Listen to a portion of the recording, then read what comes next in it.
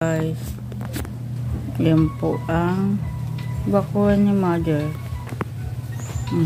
Diba? Yung body nitang nilagay. Ang gulo. Kataas. Ayan ang aayusin namin. Yung kalamansi ko. Kalamansi ni mama. Daming bunga. Guys.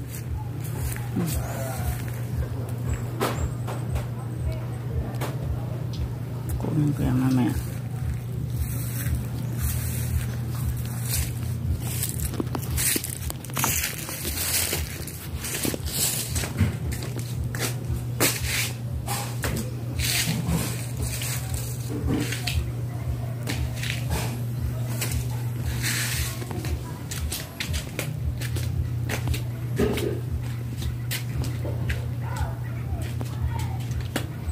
Ito naman yung sa likod. Guys, tingnan nyo yung likod. Sampayan namin ito eh. Ito. Dumi pa. Tapos. Guys, oh.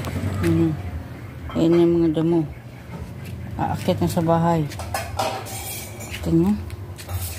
Hindi na makita ang kulungan ng baboy.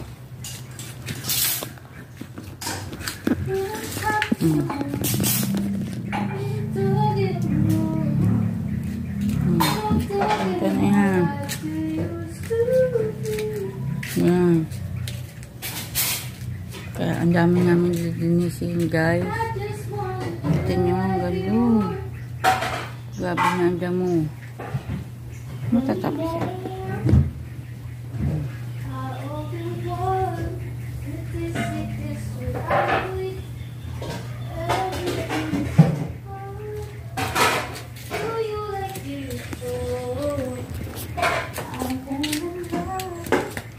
Tama. Minsan mo